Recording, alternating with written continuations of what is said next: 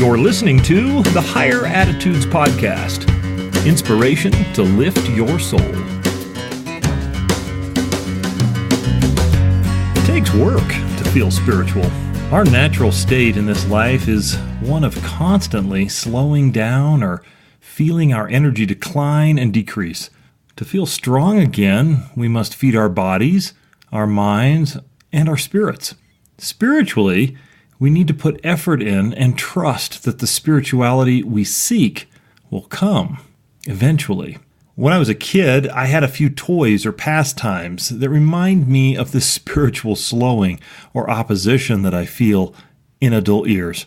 I had a game that used tops that featured a plastic battle arena. Like any top, we would wind them up and pull the string to send them hurtling into the arena to bounce off the other tops. The last one standing was the winner. Sometimes my spiritual life feels this way. I spin until I drop. But there's a better metaphor, I think, from the toys of my childhood for my spiritual life, at least some days. I'm reminded of the Hot Wheels racetrack that had a battery-powered set of spinning wheels that straddled the track. You'd put your car into the wheels and they'd grab it and send it shooting around the track. If everything went well, the car would return to the wheels for another dose of spinning energy for an additional trip around the track. But if your car went too fast or bumped into another car, it would often fly off the track and require significant help to get going again. Now, bear with me for one more, will you? I think the best childhood metaphor for my spirituality sometimes is Tetherball. As we have listeners from all over the world, I'm not sure where this game is played, so let me briefly explain. Tetherball uses a 6 to 8 foot pole with a ball attached to the top by a rope or a tether. One person gives the ball a whack to send it whirring around the pole in one direction, while the opponent tries to hit it and get it going in the other direction. Whoever manages to get the ball and the rope wound tight around the pole in their direction wins.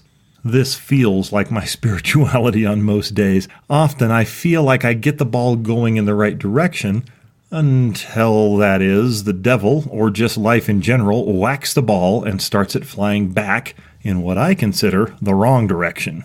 Some days when I wake up, it feels like my spiritual tetherball is already going the wrong way, and I'm needing to play catch-up from the get-go. And it seems like it shouldn't be this way. It seems like feeling spiritual should be easier, more often. Why is it so much work? I believe it has to do with agency. It is important that we choose to spin the top, or start the car going, or slap that tetherball and get it going in the right direction. It is our choice to do so that opens heaven to us. The opposition we feel is meant not just to test us, but also to provide resistance, so that when we choose to seek God, that the law can be fulfilled that says we must seek and ask and knock for Him to help us find, to help us receive, and to help us walk through the door that He will eventually open. So, when you wake up and find yourself a bit down, or a lot down, and just not feeling in the mood to study the Scriptures, or to pray, or to meditate, don't give in to the temptation to wait until you're in the mood. It's not meant to work that way. There's nothing wrong if you get up and you feel kind of spiritually lazy. Instead of giving in to that feeling, just smile instead and say to the devil, "Game on." Pick up the Scriptures and open them and just start reading. This will send the devil scurrying after your now spinning spiritual tetherball.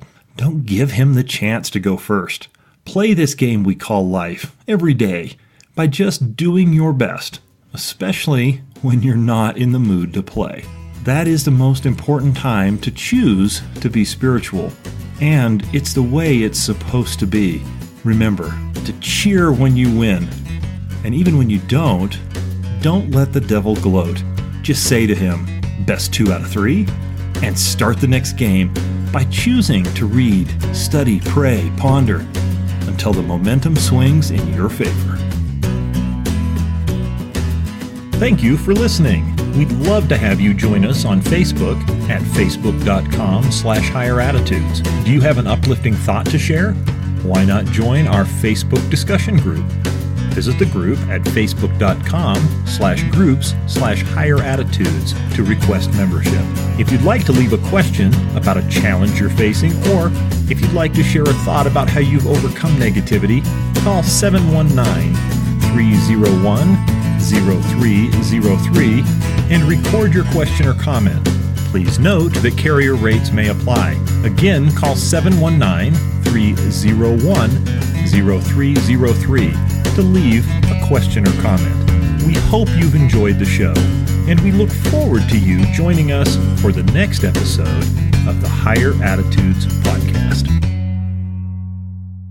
Please remember that the advice offered in this show is intended for informational purposes only.